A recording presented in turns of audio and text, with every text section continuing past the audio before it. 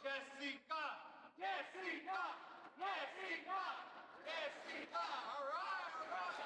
Fired up, ready to go. Our next speaker tonight, actually, this man, he was an advocate for working people. He was I guess a star in the South Side. I know when I was a young kid, I used to hear about him a lot.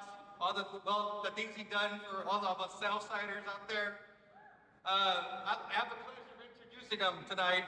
Cisneros Rodriguez, former congressman, Texas 28. Viva Jessica! Viva! Viva! We have about 4.5 days to go.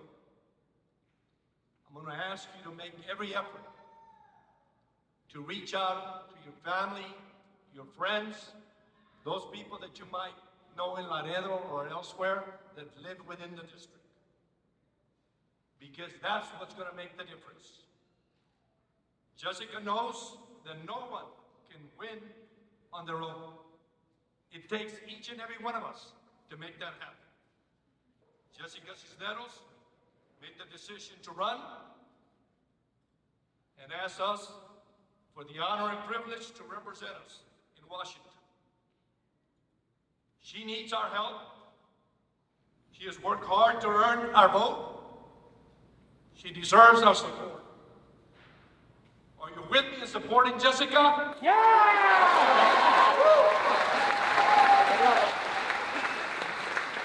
We will not be able to pull this on our own. Each of you and each of us has a responsibility. When we do our part for our representative, Jessica, we do it for our community, we win. We do it for our pueblo, we win.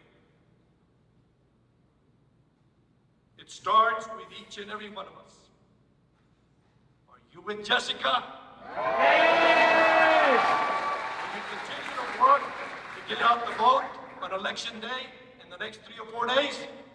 Yes! Our greatest power is our right to vote. We are the ones that should be picking our representatives. And we have a great opportunity to do this now. We need now more than ever a strong voice, a representative that will fight for the working families. Labor just represented that. Without labor, that's what's given us the opportunities to do what's right in the workplace. We have 2 resumes before us. We have a choice to make. Where, who is being investigated by the FBI, Where, who has voted with Trump 70% of the time, who lacks the ethics in dealing and pushing for bills that for special interest and continues to do that, has failed us. Now more than ever, we have to come up to the plate. 2 clear resumes. So we have that choice. Let the power of our vote be for Jessica Cisneros. Are you with me?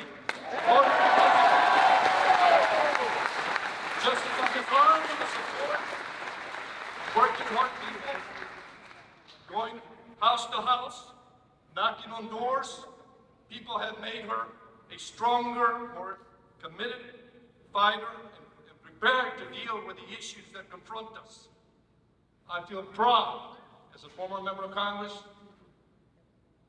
to say that I feel confident that she will do a great job for each and every one of us. Jessica knows the issues and has worked hard to represent the best interests of our community. She's with us on important issues on education, both public ed and higher ed. Right? Yes! Jessica is the fighter that we need to represent us in Congress when it comes to the voting rights. Right? Yes! As a woman who knows the importance for women to have their rights and their life's choices respected, that's Jessica.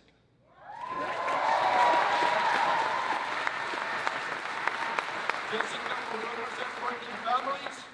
She will fight for a a living wage, and she will continue to fight for us. Jessica is brilliant, intelligent, and committed to the idea that our democracy works best when we have a seat at the table. And as a former congressman, I voted for Jessica, and I ask that you cast your vote for her and take the time to call your family and friends and go beyond that in the next 4.5 days so that she can be able to win. And she has to win with a big margin. So just join me. Let's give everything we got to win this election Tuesday for Jessica Cisneros. For the price of indifference is great, and the path to making a difference is not easy. But I know that together we can make a difference. So then join me in welcoming our next congressman for the 28th Congressional District, Jessica Cisneros. Yeah. Let's give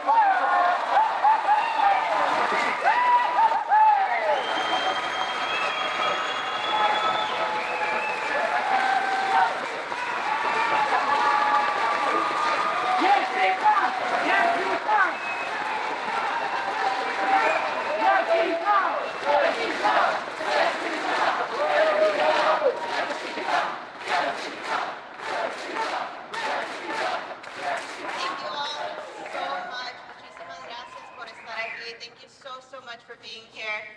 I'm sorry I'm taking a moment to really savor this because, as you know, it's been a long 3 years to get here. And I am here because I am not alone.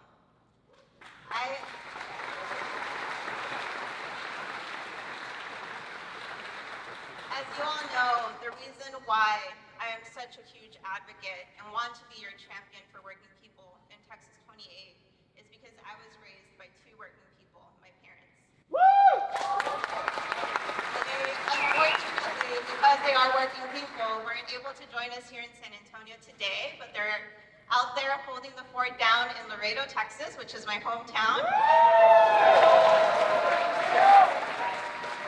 Así que les mando un saludo y un abrazo y un beso enorme a mi familia, que los quiero bastante y agradezco que me han hecho la mujer que soy ahorita y que está a punto de ser la próxima congresista de este distrito.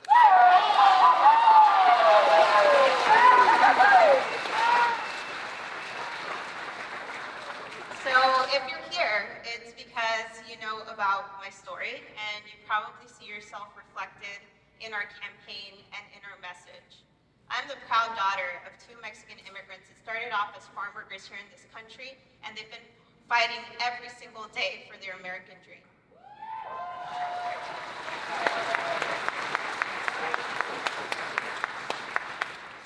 I, from a very young age, knew that my parents' shot at that American dream involved reform of the laws. It involved policy change. It came with a lot of advocacy on behalf of so many groups and people like them, and they were able to be beneficiaries of the 1986 immigration reform. So from a very young age, I was 8 years old when I decided to be an immigration attorney. And that was because I looked around and saw that we needed more people like the immigration attorney that helped them out pro bono and believed in them and invested in them, and they were able to, have their start here in the United States. And then they were able to raise la doctora Claudia Cisneros y la abogada Jessica Cisneros. ¡Eso!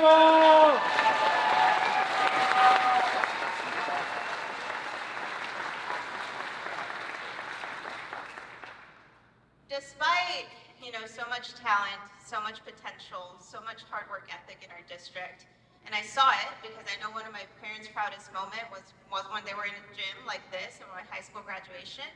And that was because they were upstage with me since I graduated high school valedictorian, and my sister got there a little bit late. She was taking her medical exam for med school.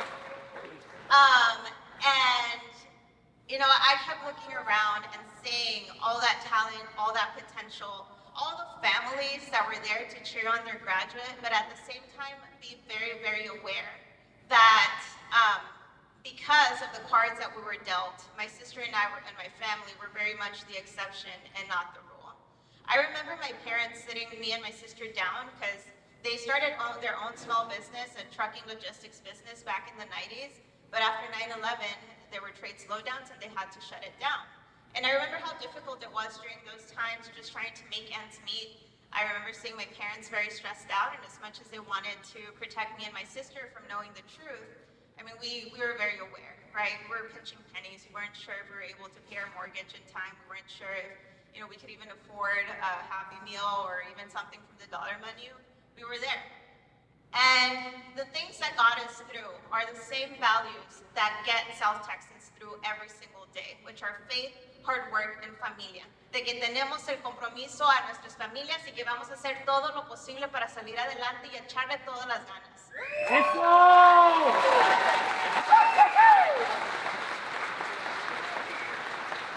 that's what I wanted to do for my community here in South Texas. So I went on to the University of Texas. I went on to law school. I graduated as an immigration and human rights attorney. And when you're talking about an underdog challenge, I'm very aware of one. I became an immigration attorney under the Trump administration. Yeah.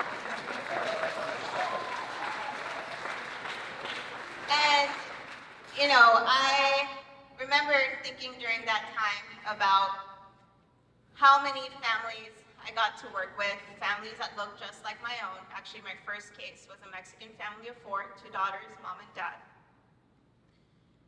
And also thinking about the heartbreak during those years, because it was our communities that were under constant attack and continue to be under constant attack. And I think that especially people of color and Black communities, as we saw in the last week, we right now have a target on our backs.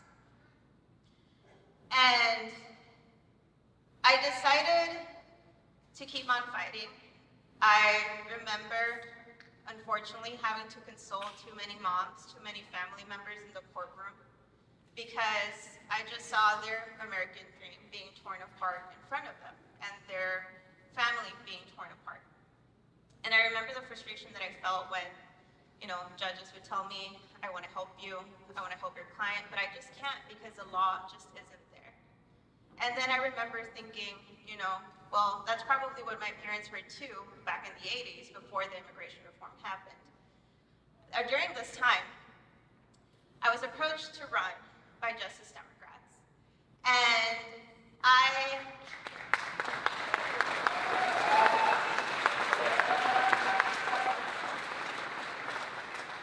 when I was asked to run, it was a very scary decision, obviously. But I remembered a very formative experience that I went through back in 2014, which was in the spring. I'm not sure if many of y'all are familiar with this. I know some of you are. Wait, did it go out? Yeah. All right, I'll yell. Can y'all hear me? All right. So it's a very formative experience I had back in 2014. At that time, already had several years doing immigration advocacy. I started in 2012. That was when DACA had just been first announced, and we were very, very excited because there were so many of my loved ones, classmates, neighbors, family members that were going to be able to be beneficiaries of DACA. They were going to be able to go into college. They were going to be able to work in what they wanted to do. It was a very hopeful time. And during that time, it was also when the gang of 8 on the Senate side, it seemed like immigration reform was going to happen. And I wanted to go to Washington, D.C., get an internship because I wanted to see how immigration reform was going to pass through Capitol Hill. I got a fellowship. They told me you could apply wherever you want. And I was like, you know what? I want all the work that I do here on Capitol Hill to directly benefit the people back home in Laredo and in South Texas. So I said, why not intern for my congressman, Henry Guian? Tell them, Jessica! So when I was there, the reason why I'm telling you all this story is because at that time I was an undergrad at the University of Texas. And that's right, I heard the voice. Welcome. And I was a pretty plugged in, sophomore turning into a junior. But it took me having to go to Washington to actually figure out what kind of representation we were receiving in this district. It took me having to be in Congressman Cuellar's office to find out that he was anti-labor, to find out that he was anti-choice, to find out that he had lobbyist after lobbyist after lobbyist go through his office and never really host families that look like mine. They're in Washington, D.C. I even found out that he was anti-immigrant because during that time he was trying to push for the expedited removal of Central American children that were seeking protection in this country. And what hurt me the most was the fact that he was advocating for piecemeal immigration reform, despite the demographics in our district and what we actually want, in favor of legislation that would not provide a pathway to citizenship. So it was a very formative experience, to say the least. I also remember thinking back to that experience and looking into all the congressional offices and seeing 20 and 30-year-olds shape our policy in the United States. That means that young people can definitely have an impact in the future of this country.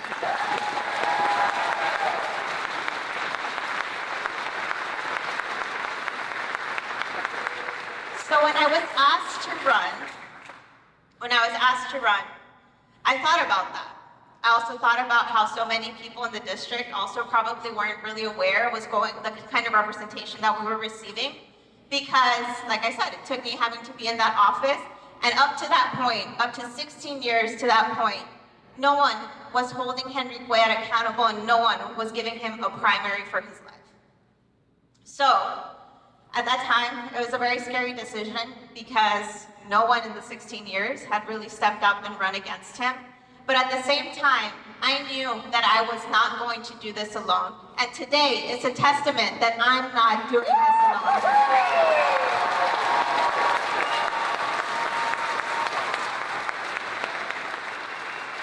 Back in 2020, I was a 26-year-old first-time challenger running a grassroots campaign, taking a zero dime of corporate PAC money because I've seen what that corruption has done to our district.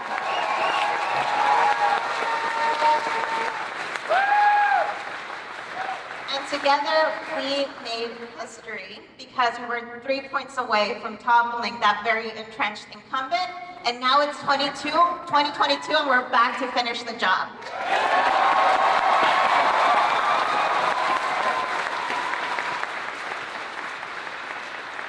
On March 1st, we made history together again, because for the first time in the history of this congressional district, we forced a runoff election.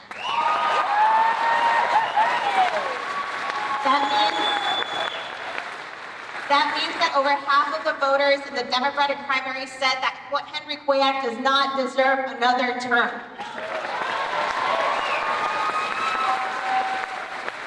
So now we're here to make sure that that doesn't happen and that we win on May 24th.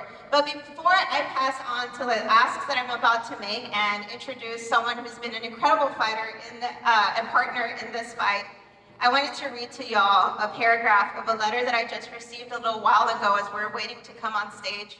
It was a letter that we received in Laredo from someone from Laredo, Mr. Vela, a middle-aged man in Laredo, and this is what he wrote. Dear Ms. Cisneros, I am writing not to wish you luck in the upcoming runoff, for luck is shallow and incompatible with the determination and effort you've made in your short political career. But instead, I wish you continued strength and courage and steadfastness, no matter what the outcome of the election is. If there are more like me who have been moved and inspired to act and to become better people and more informed and educated about the issues as a result of your campaigns, then the victory is already ours.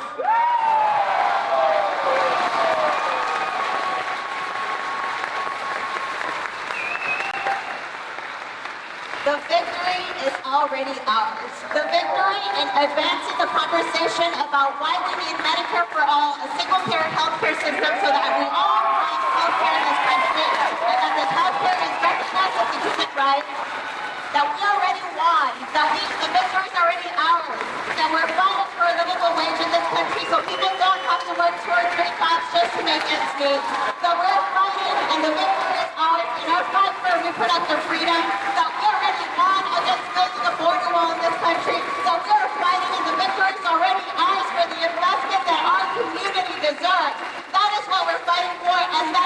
victory that we're going to get on May 24th.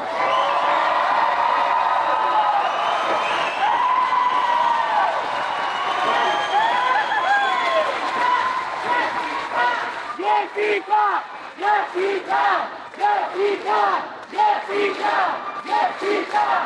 Yes, he can! Yes, he can! Yes, he can!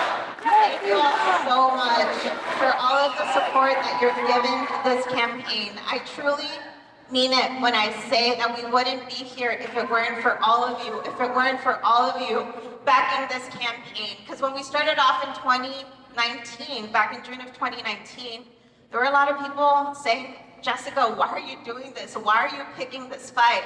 But we knew this was a fight that we could win because we know what our community deserves. That's right!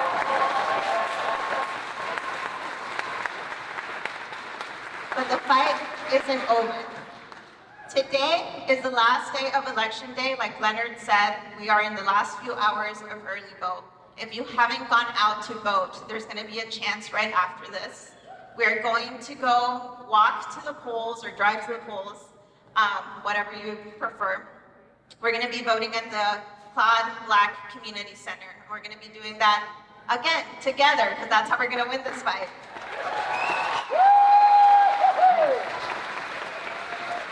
Tomorrow, because we still have several days, tomorrow, we are going to be having 3 canvases tomorrow.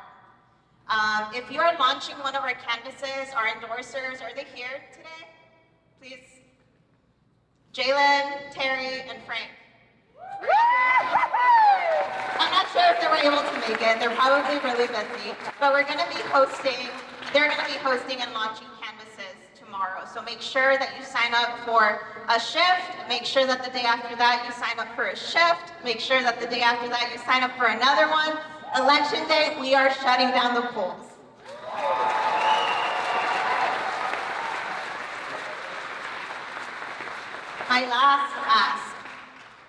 My last ask is that you all, before you leave, take the time to text 3 of your friends. Make sure that they have a plan to vote. Tell them, if you still haven't voted, hey, I'm going to be at the Claude Black Community Center. Make sure that you come and I will go ahead and vote with you, because this is how we're going to win this historical election. This is how we're going to make history on May 24th, is by making sure that we are speaking up and voting for change at the ballot box, because we need to win this election on Tuesday.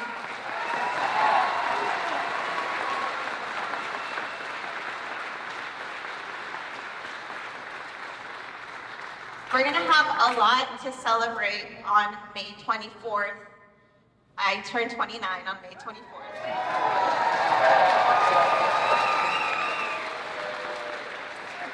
So we're also going to make history on May 24th. Are we not? So I really appreciate y'all taking the time out of your busy schedules. I just want to give a quick shout out to Team Cisneros. If you are here, thank you so much for being in this fight with me.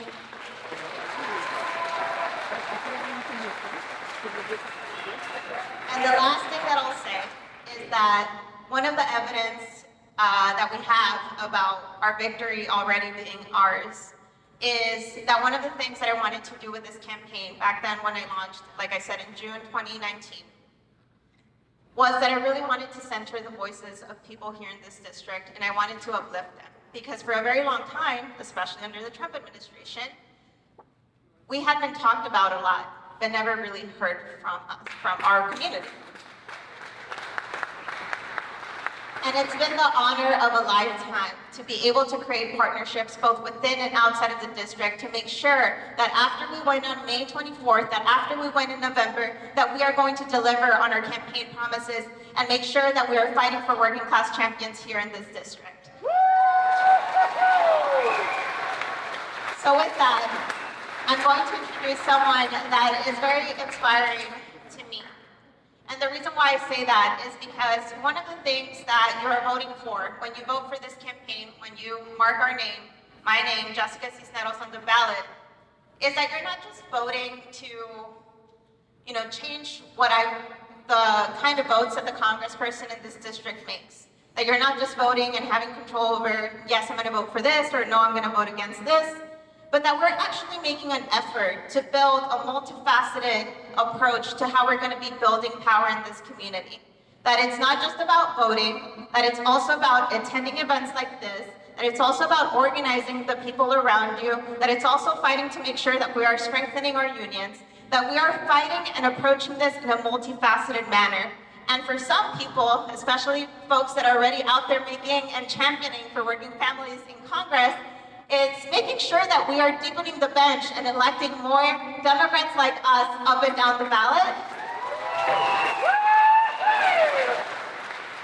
And someone that has been an incredible inspiration in that theory of change and how we're approaching this and continuing to fight for things that matter to us is Senator Bernie Sanders from Rhode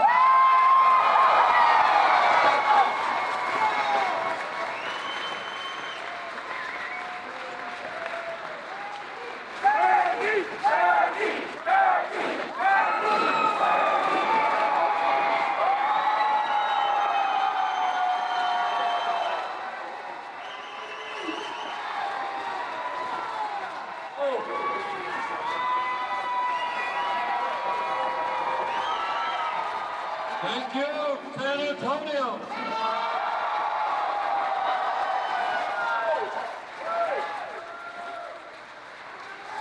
There are a lot of people here tonight.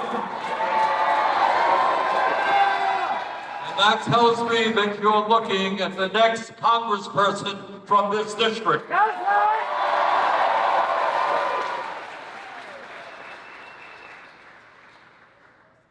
I am here tonight in San Antonio for a few very important reasons.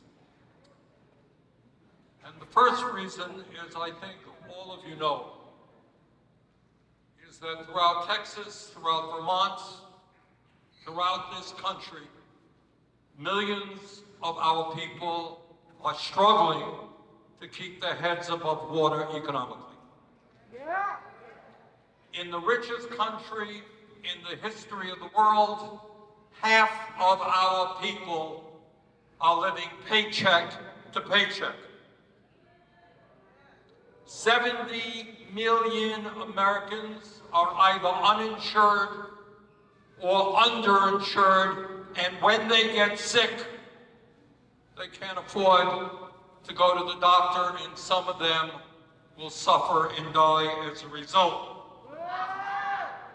In America today, we pay by far the highest prices in the world for prescription drugs.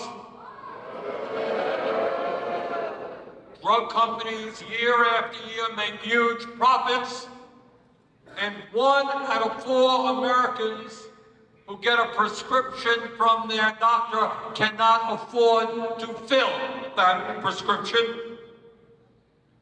In Texas and in Vermont, millions of people cannot afford the housing that they need, and people are paying 40–50% of their limited incomes for housing. In America today, when we should be fighting hard to make sure that we have the best educated population in the world,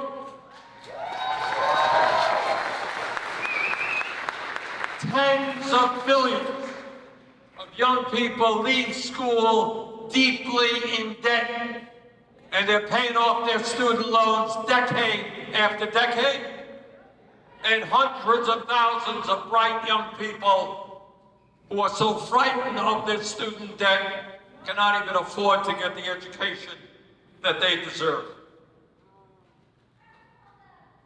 The reason that I am here tonight is that more than any time in the modern history, we need a progressive movement that brings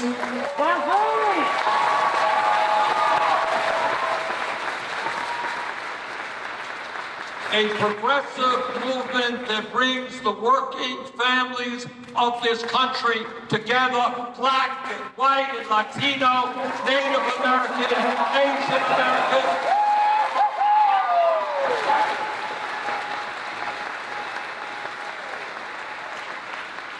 Gay or straight, we're in this fight together. That's right.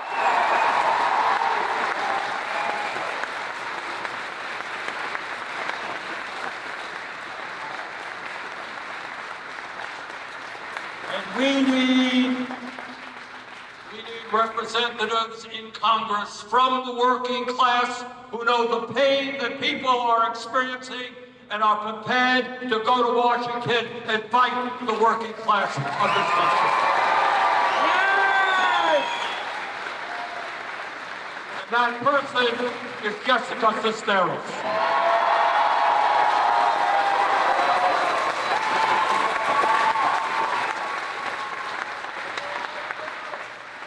Here for another reason, something that you don't hear very much in the media, and you don't hear very much in Congress. And that in many respects, this country is moving toward an oligarchic form of society, in which a small handful of people who have unlimited amounts of money are exercising their power to determine the legislation that gets passed in Washington and to determine, in fact, who gets elected to Congress. And we need, and this is not easy. It is not easy, let me tell you. Cyril will tell you the same thing.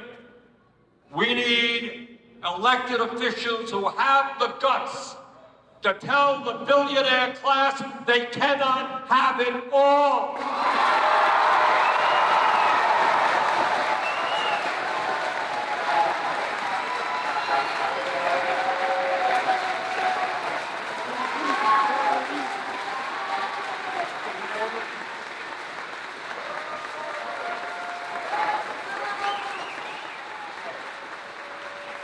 It is not acceptable to me, nor to you, nor to the American people that we have more income and wealth inequality in America today than we have had in 100 years. You got two people who own more wealth than the bottom 40% of this country. And during this terrible, terrible pandemic, when 1 million people have died, when hundreds of thousands of workers have been forced to go to work, they didn't have a choice. They went to work, and some of them died. That during this period, billionaire class saw a $2 trillion increase in their wealth. So we need members of Congress who are going to have the guts to stand up to these very, very powerful people. And Jessica will do that.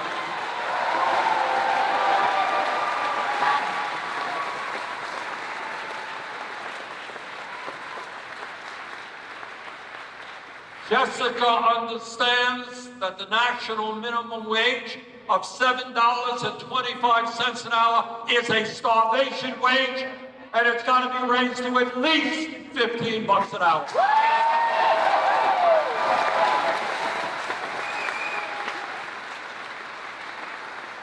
Jessica understands that we have a broken tax system in which in a given year, some billionaires and profitable corporations don't pay a nickel in federal taxes. And Jessica understands that if we're going to rebuild the middle class of this country, we need to rebuild the trade union movement.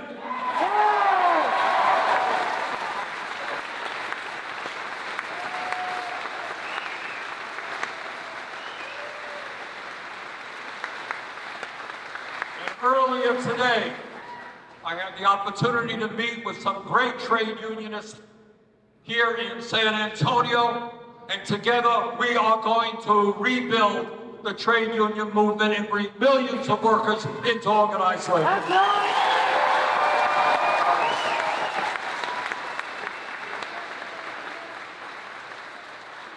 Jessica understands that working parents deserve quality, affordable child care and free pre-K for the little ones.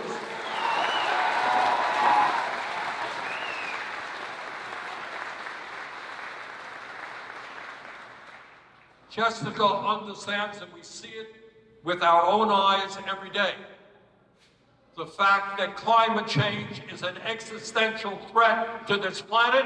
We need to transform our energy system and create millions of good-paying jobs as we move to energy efficiency, sustainable energy, and a Green New Deal.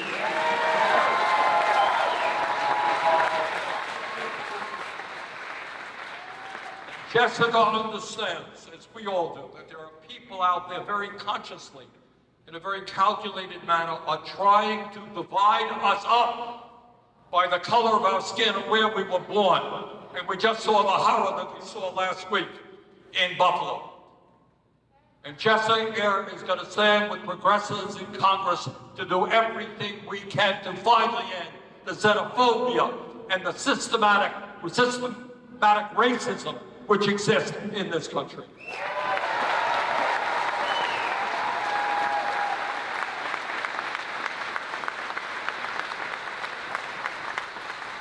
It's not just Buffalo. There's another issue that has surfaced in the last couple of weeks. And we know that 50 years after Roe v. Wade, a woman's right to control her own body is under threat. Jessica is running against a candidate, Mr. Cuellar, who apparently believes that it is appropriate for the government at the federal, state, and local level to tell every woman in this country what she can or cannot do with her body. Jessica and I and you disagree.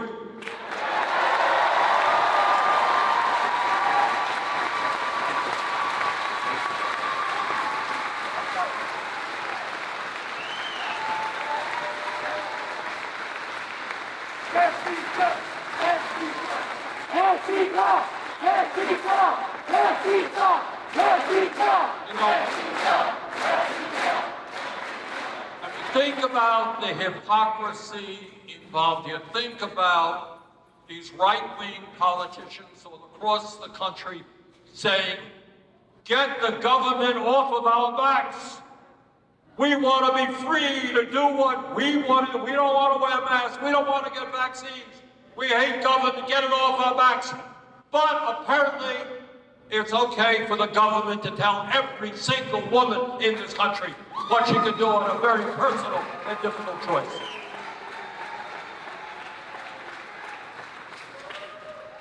The last reason I am here may in fact end up being the most important. And that is, I am sick and tired of seeing billionaires pour millions and millions of dollars into ugly 30-second ads trying to defeat good people who are representing working families.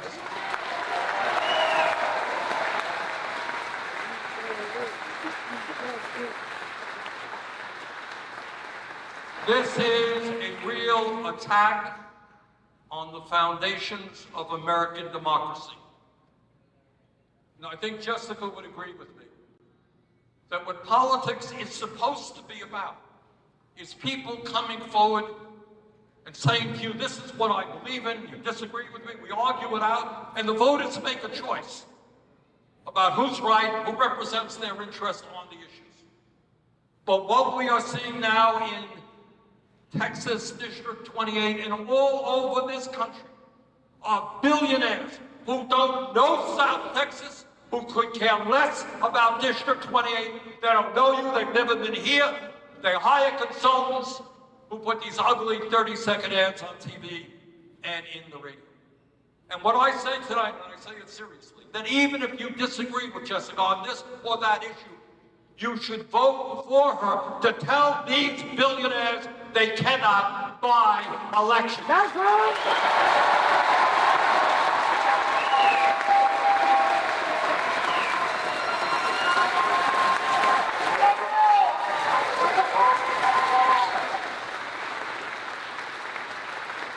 These folks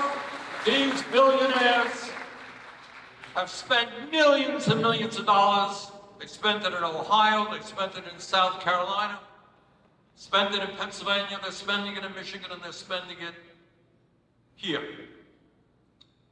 But I got some bad news for them. We beat them in Pennsylvania. Summer Lee is going to be the next one of us who will come out there.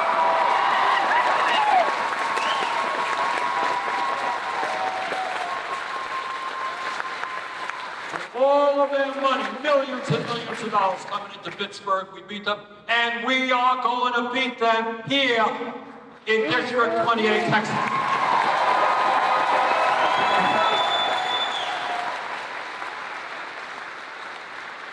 And if we beat them badly enough, maybe they will learn that they can take their money, put it in their pockets, and let the people decide who they want rather than trying to buy them.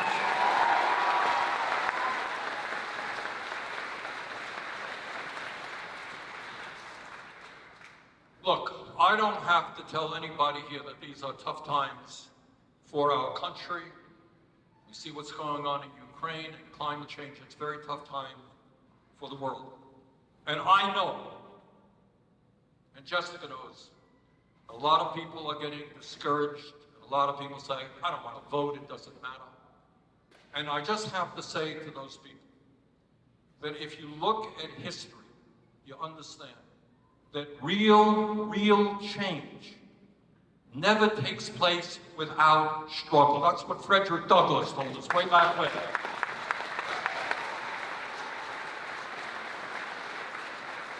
And you think about all of those people throughout our history, people who fought for civil rights to end slavery and end segregation, people who fought for immigration rights. Think about the struggles that women went through. 100 years ago, didn't even have the right to vote. If you think change came about because some guys at the top said, well, we think it's time to make change, you're wrong. Change never takes place unless millions of people stand up, fight for it, and demand that change.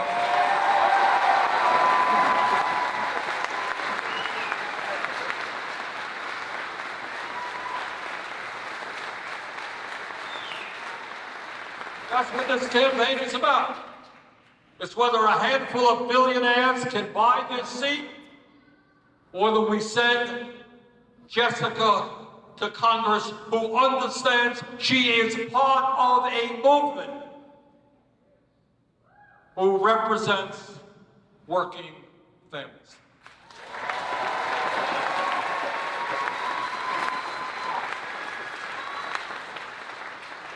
Now, I should tell you that the first time I won an election, I was elected mayor of Burlington way back when. And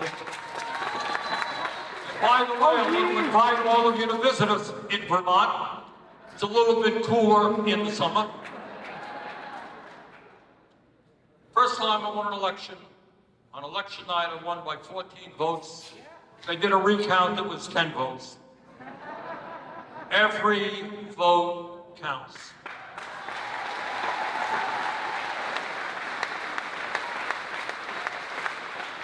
You don't want to wake up on Wednesday morning and read that Jessica lost by a handful of votes.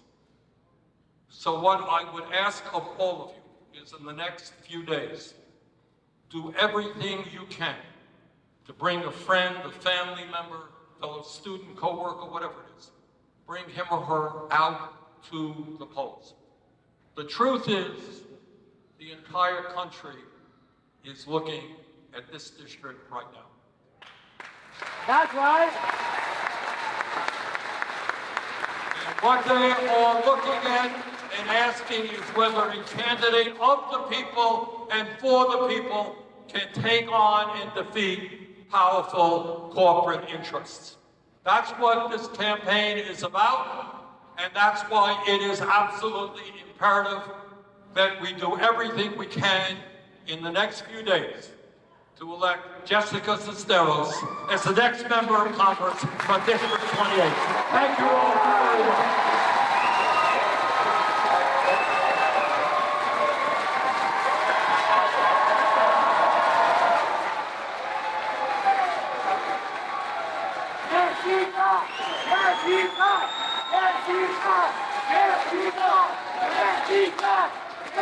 can!